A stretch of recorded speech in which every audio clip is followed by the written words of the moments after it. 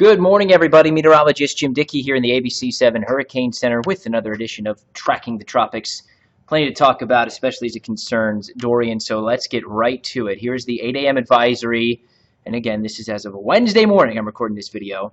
Winds 60 miles per hour. The storm is moving to the north and west at 13 miles per hour. Big change yesterday. So the center actually reformed further north from where it was, and that has completely shifted the trajectory of this storm.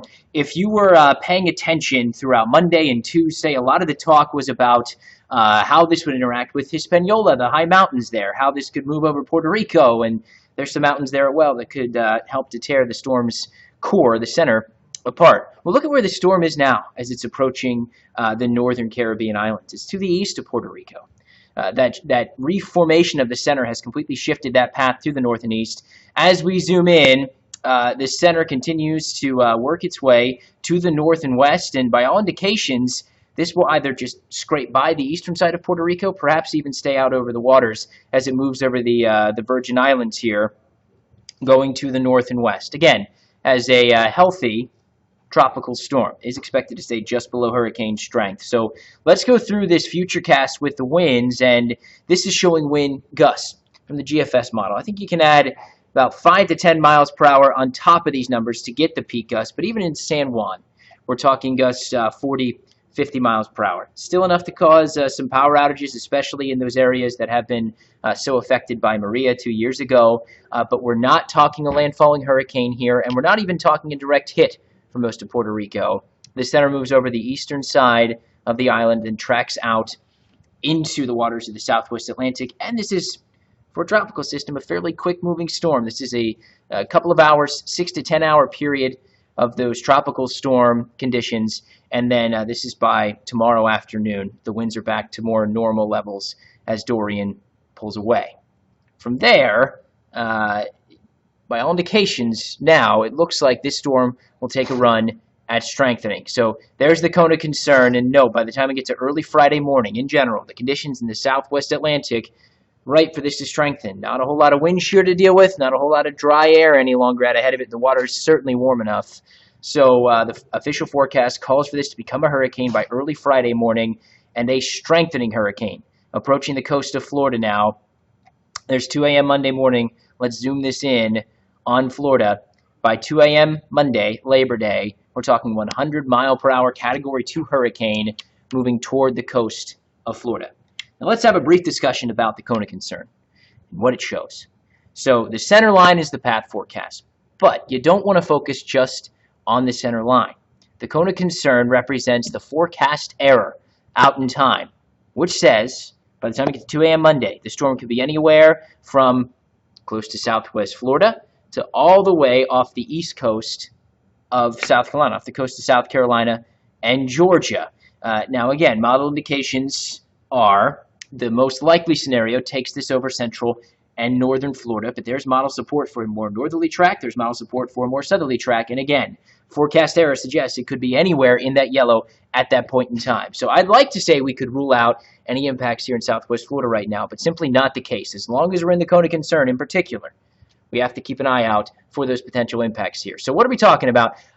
I want to look at one model forecast. And again, this is one model forecast. This is not in any way, shape, or form locked in, or this is not necessarily what is going to happen, but it's just one model, in this case the European model's solution as to what could happen.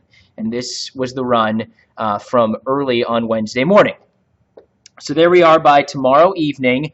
We still have a very well-defined center with this. Again, no longer any indications that this will fall apart as it tries to move its way across Puerto Rico. This is a healthy tropical storm, if not hurricane, by that point in time. Moves to the north and west, feels the push of the strong area of high pressure, the Atlantic ridge off to its north and east, that forces this towards, if not directly, into Florida. And the European model solution, as of this latest run, moves it in just south of Cape Canaveral and tracks the storm south of I-4 right across the Tampa Bay area, and then back out into the waters of the Gulf of Mexico. Now, what would that mean for us here in southwest Florida? I am going to focus in on now what this means for our area, for where I cover here at ABC7 Southwest Florida. And in this case, as I put the wind swath on from that same model run, the European forecast model, note a localized area in that sort of gray shade, that white shade of 100 plus mile per hour winds. And this is an indication that it's not all that likely to fall apart as it moves its way. It at least maintains hurricane strength all the way across the state. Note the southern extent of the hurricane force winds would, in this case, include the Arcadia area, include DeSoto County. Tropical storm force winds, Punta Gorda, LaBelle, Clewiston. So at the very least, in this scenario, our northern counties will get into some tropical storm force winds. It's a very small area with those hurricane force winds with Dorian. It's a compact storm. It's a tiny little storm. We're talking only a 80 or so mile wide swath of hurricane force winds with this. And that is going to really be the key with the forecast going forward and the impacts, the potential impacts going forward here in Southwest Florida. Where does that wind swath set up? If it goes further to our north, we likely don't even see tropical storm force winds across much of Southwest Florida. It's a breezy day with a few outer rain bands bringing some, at least brief, heavier rainfall. But if that comes right along this path or even further south, those winds will be stronger. We could get into some hurricane force winds. We could be dealing with power outages. So let's go through a few of those scenarios. The most likely being the storm cuts in central northern Florida, moves across the northern end of the state. Sort of like what I just showed you there on the European forecast model, and this follows close to the center line of the latest NHC cone forecast. We would see likely tropical storm conditions, especially in our northern counties, DeSoto County, Charlotte County, Glades County. Winds 40 plus miles per hour sustained. Could see gusts, especially the further north you get towards that hurricane threshold. And that would likely lead to some power outages, mainly north of the Caloosahatchee, spots south of Caloosahatchee. The winds wouldn't be nearly as strong, and there would, of course, be some flooding rain possible as well on that same model, showing a broad 2 to 5 inches of rain. We've had so much rain through August, and likely leading to some flooding issues, especially in those poor drainage areas. Now here's another possible scenario. The southern end of that NHC cone of concern, a more southerly path, perhaps even a direct track across parts of Southwest Florida. That would bring the hurricane winds our way. I do think it sustains its core across the state. I still think it's producing 70 plus mile per hour winds as it moves offshore. Then we're talking widespread power outages across Southwest Florida, heavier rain, higher rain totals, and more widespread flooding issues. Perhaps even talking about some coastal flooding as that moves its way into the Gulf of Mexico and our winds start to turn back onshore. And then lastly, something that has opened up in the models in the past 24, 48 hours to an even more northerly track, taking it towards Georgia, South Carolina. For us in Southwest Florida, very little in the way of impacts in this case. A few outer rain bands, maybe. Winds wouldn't get much over 20, 25 miles per hour, as again, the core is fairly small with Dorian. So again, generally speaking, the further south that path is, the closer we get to the center, the worse the impacts will be here in Southwest Florida. And there's your latest spaghetti plots, the hurricane models. Again, like I said, opening up the idea that this could go even further north. Not a whole lot in the way of support right now for a southerly track, but as long as we're still in the cone, I'm still going to be accounting for that potential. So what can you be doing here in Southwest Florida? What should you be doing now? Making sure you have a plan in place. If those stronger winds come through, if we perhaps get some power outages here, deal with some flooding, what is it you're going to do? I don't think we're necessarily talking evacuations here. We're not having a storm making landfall in the Gulf, so storm surge isn't as much of a concern.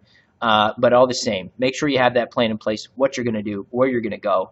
Make sure you're stocked up on supplies. Again, in case we have those power outages, not necessarily saying get those shutters up just yet, but be sure you're checking in with the forecast here over the next couple of days. As we get closer in time, that cone of concern starts to become thinner and thinner. The models should start to align more. We're going to have a much better idea of exactly where that corridor of stronger winds is going to go and how much of a wind threat it will be here in Southwest Florida. Lastly, briefly, I do want to touch on another named storm out there in the Atlantic. That is Tropical Storm ERIN. It's weak. It's more or less stationary right now, moving to the north-northwest at 6 miles per hour. Here is the cone of concern with ERIN. This is not a U.S. threat, but likely making landfall on the Canadian Maritimes as either a depression, perhaps a subtropical storm, some type of transitional storm by the time we get to Friday, as it does pick up steam and is picked up by the jet stream. Again, though, not a threat to the United States. So takeaways here as we wrap things up. Dorian hitting Puerto Rico, at least scraping by Puerto Rico and the Virgin Islands today. as a strong tropical storm. Sustained winds, 40-plus miles per hour. Gusts could creep towards hurricane strength, so likely some power outages, potential flooding there, unfortunately. The storm will then approach Florida as a strengthening hurricane. The official forecast now calls for Cat 2. Some model indications are it could be even stronger than that as it approaches the coastline, something we'll be keeping a very close eye on. And unfortunately, we cannot rule out impacts in southwest Florida just yet. If that center makes a cut across the state closer to our neck of the woods, the winds will be stronger, and we could be talking about stronger winds, flooding rainfall, perhaps even some power outages. If it goes way further north, very little in the way of impact here. So that's what we'll be watching for over the next couple of days. Stay weather aware. Keep checking back with us as we'll be updating you each and every advisory that comes out from the NHC. Till next time, meteorologist Jim Dickey. Have a good day.